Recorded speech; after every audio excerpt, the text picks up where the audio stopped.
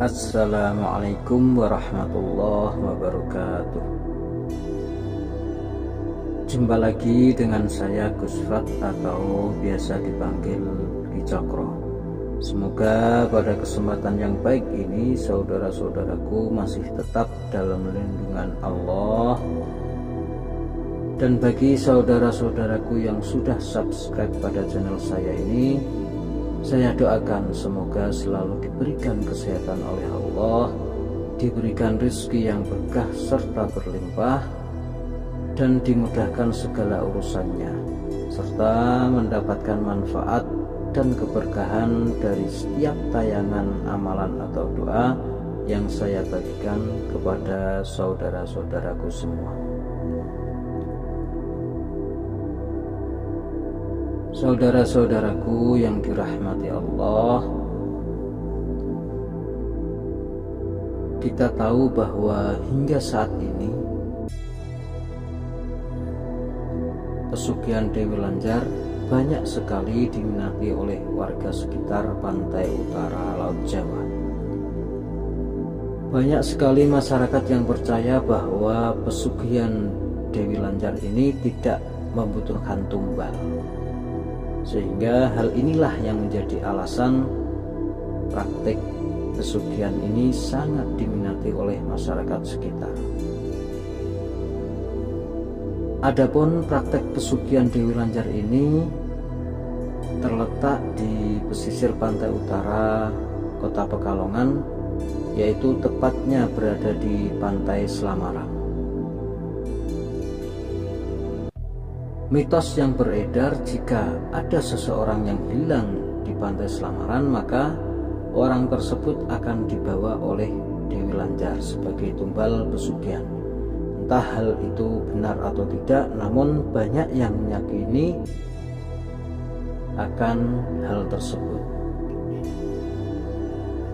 Menurut cerita masyarakat setempat bahwa di Pantai Slamaran Pekalongan terdapat sebuah kerajaan gaib yang dapat dilihat oleh orang yang memang memiliki kepekaan batin dan spiritual tinggi, dan masyarakat juga percaya bahwa di dalam laut tersebut terdapat istana Dewi Lanjar.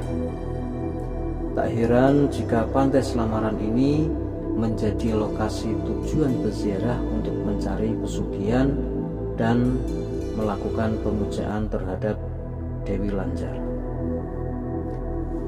Dari penuturan juru kunci di Pantai Slamaran tersebut, untuk tata cara ritualnya pun tergolong mudah. Pelaku pesugihan Dewi Lanjar ini hanya cukup melakukan meditasi hingga didatangi oleh Dewi Lanjar di dalam mimpi. Sosok Dewi Lanjar ini dipercaya mampu mengabulkan segala keinginan duniawi dan hasrat yang terpendam di dalam diri manusia.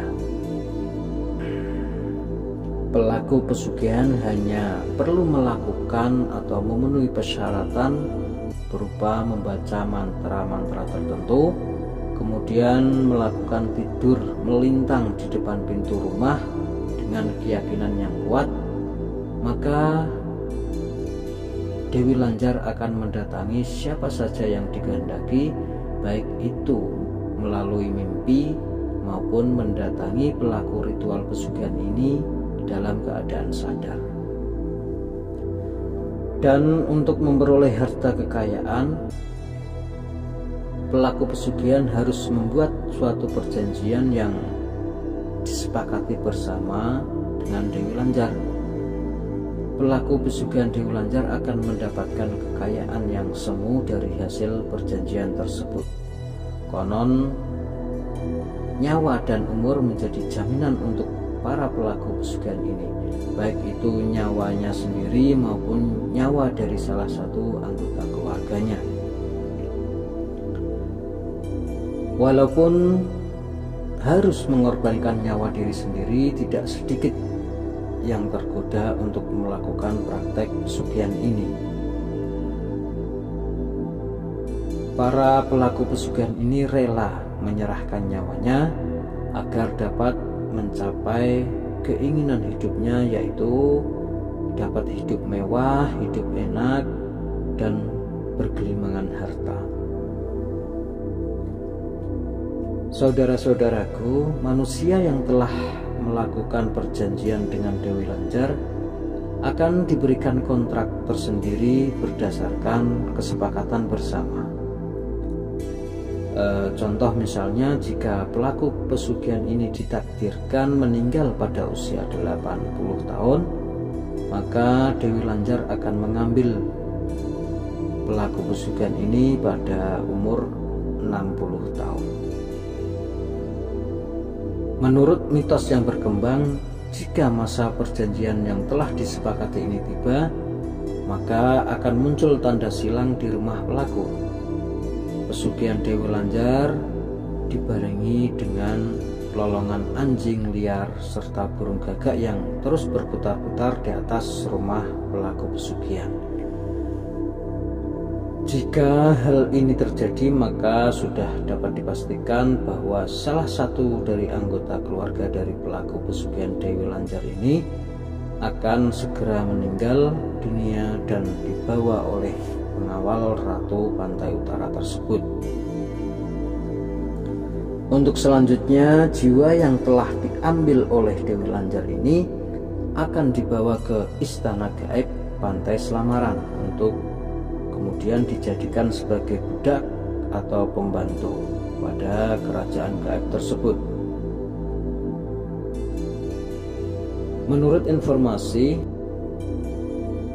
pelaku pesugihan ini tidak hanya dijadikan sebagai budak, namun juga pelaku pesugihan ini akan disiksa, diperlakukan layaknya binatang. Entah cerita tersebut benar atau tidak, wallahu a'lam, hanya Allah yang tahu. Saudara-saudaraku, pada tayangan ini saya mengingatkan kepada saudara-saudaraku semua bahwa jangan sampai kita terjebak di dalam lingkaran setan yang menyesatkan. Mari kita mencari kekayaan hidup ini dengan sewajarnya, yaitu dengan cara bekerja keras serta berdoa kepada Allah agar dimudahkan segala urusannya. Karena rezeki sudah ada yang mengatur, jadi kita hanya perlu menggapainya dengan cara-cara yang benar, yang tidak bertentangan dengan syariat agama Islam. Saudara-saudaraku, demikian sedikit informasi atau wawasan yang bisa saya sampaikan pada tayangan kali ini. Sampai bertemu pada tayangan saya berikutnya. Wal afu minkum. Wassalamualaikum warahmatullahi wabarakatuh.